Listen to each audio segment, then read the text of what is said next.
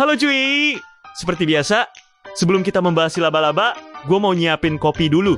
Kalau udah bolehlah kita, gas! Kalau ngomongin superhero, pasti salah satu nama paling populer yang nongol di kepala lu adalah Spider-Man. Dari anak sekolahan culun sampai jadi anggota Avengers, si manusia laba-laba ini udah jadi ikon pop culture di seluruh dunia. Tapi di balik ketenarannya, ada banyak banget fakta unik sekaligus lucu yang mungkin belum pernah lu dengar sebelumnya. Dan percaya deh, makin lama lu ngulik, makin absurd aja hidup si Peter Parker ini.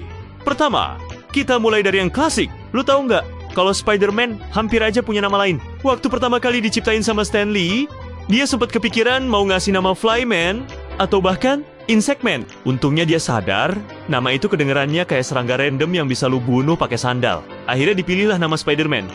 Bisa lu bayangin nggak kalau Marvel tetap pakai nama Flyman? Mungkin sekarang ada film berjudul Avengers, Flyman Homecoming. Dan itu kedengerannya kayak acara reuni nyamuk. Lanjut ke fakta kostum. Kostum Spider-Man itu ikonik banget dengan warna merah biru. Tapi tahu nggak? Awalnya ada ide buat bikin kostumnya dominan warna hitam. Baru jauh kemudian, kostum hitam itu dipakai di komik 1980-an.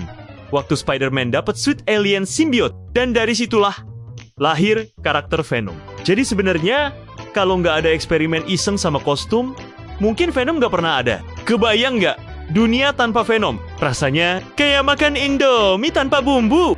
Ngomong-ngomong soal kostum, di komik ada banyak versi Spider-Man dengan outfit nyeleneh. Pernah ada yang namanya Spider-Man Bombastic Batman. Ini versi di mana Peter Parker kehilangan kostumnya. Terus dia harus minjem seragam Fantastic Four, tapi karena nggak ada topeng, kepalanya ditutupin kantong kertas bekas belanja. Jadi bayangin aja, superhero paling populer di New York beraksi sambil kepalanya kayak abis belanja sayur. Itu lebih mirip cosplay gagal daripada penyelamat kota. Fakta kocak lain datang dari kemampuan Spider-Man. Lu pasti mikir kekuatan utama dia itu manjat tembok, lompat tinggi, dan nembak jaring. Tapi tau nggak? Di komik awal tahun 1960-an, Spider-Man juga pernah punya kemampuan buat ngerasa bahaya yang terlalu sensitif. Saking sensitifnya, ada momen dia bisa ngerasa kalau ada bahaya dari sepotong kue jatuh. Jadi kayaknya Spider-Sense dia bukan cuma buat lawan penjahat, tapi juga buat ngingetin kalau ada cemilan hampir ke lantai. Terus ada fakta absurd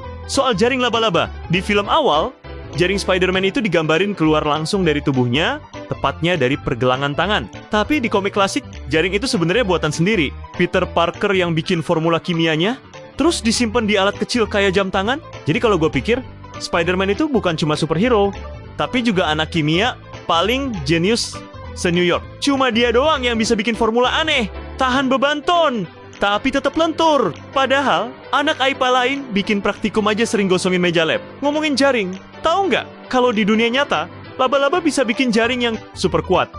Bahkan ada riset yang bilang seutas benang laba-laba bisa lebih kuat dari baja tipis. Jadi, kalau Spider-Man beneran ada, kemungkinan jaringnya bakal jadi bisnis besar. Bayangin aja, orang-orang nggak perlu beli kawat atau tali tambang, cukup beli benang Spider-Man edisi premium. Lanjut ke fakta lucu soal identitas Spider-Man. Di komik, ada cerita di mana dia ketemu sama Deadpool. Nah, Deadpool ini kan emang mulutnya bawel dan suka bercanda. Dia sering manggil Spider-Man dengan sebutan Spidey atau My Little Bug. Dan kocaknya, banyak fans nge-ship mereka jadi pasangan bromance paling absurd. Jadi di internet ada fan art Spider-Man sama Deadpool yang lebih mesra daripada Spider-Man sama Mary Jane. Oh ya, ngomong-ngomong Mary Jane, tau nggak kalau kalimat with great power comes great responsibility? Itu sebenarnya nggak langsung keluar dari mulut Paman Ben di komik pertama. Dia Yame Jingu Fantasy Shapu Jugo. Kalimat itu munculnya di narasi panel terakhir, bukan quote langsung dari Paman Ben. Jadi bisa dibilang, kalimat paling legendaris itu awalnya bukan petuah om-om bijak, tapi kayak narasi motivasi ala caption Instagram. Fakta lain yang bikin ngakak, Spider-Man pernah bikin karir singkat sebagai penyanyi. Iya, di salah satu cerita, Peter Parker bikin band rock bareng temen-temennya. Cuma, ya namanya juga hidup Peter, nggak pernah bisa damai. Band itu bubar gara-gara dia harus pergi nyelamatin kota dari penjahat. Jadi, kalau ada orang bilang alasan gak nongol ke tongkrongan itu lagi sibuk kerja, Spider-Man bisa jawab, "Bro, gue batalin konser demi ngusir alien." Sekarang kita bahas multiverse Spider-Man. Lu pasti tahu ada banyak versi Spider-Man. Mulai dari Spider-Man noir yang bergaya detektif, sampai Spider-Ham yang literally babi pakai kostum Spider-Man. Iya bro, babi. Jadi Spider-Ham itu kayak bukti Marvel lagi iseng banget bikin ide. Tapi anehnya malah jadi populer. Bayangin lu denger ada babi ngomong dengan kekuatan besar, datang juga tanggung jawab besar. Itu lebih mirip iklan sate gagal daripada superhero. Fakta kocak lain, Spider-Man pernah gabung sama tim superhero Jepang. Dan versi Jepang ini punya robot raksasa kayak Gundam. Jadi Spider-Man Jepang gak cuma manjat gedung, tapi juga naik meja gede buat lawan monster. Kayaknya kalau Marvel serius adaptasi ini ke film, penonton bakal bingung. Ini Spider-Man apa Power Rangers sih? Oh, dan ada fakta ikonik banget soal meme Spider-Man. Lu pasti pernah lihat gambar dua Spider-Man saling tunjuk. Itu sebenarnya asalnya dari episode kartun Spider-Man tahun 1967. Bukan meme internet asli. Tapi sekarang meme itu jadi template sejuta umat. Jadi kalau ada orang nyontek PR, ketahuan, terus mereka saling tunjuk, itu vibe-nya langsung kayak meme Spider-Man. Selain itu, ada juga cerita absurd. Waktu Spider-Man ketemu sama kucing. Ya, di salah satu komik, ada adegan dia harus ngehandle kucing yang nyasar.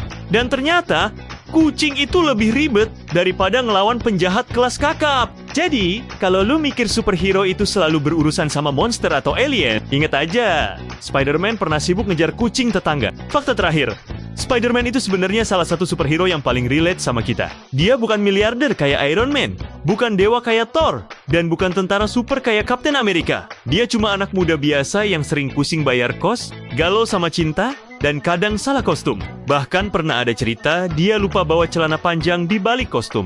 Jadi kalau ada yang bilang hidup lu berantakan, inget aja, bahkan Spider-Man aja sering ketinggalan ongkos bus. Nah, itu dia bro.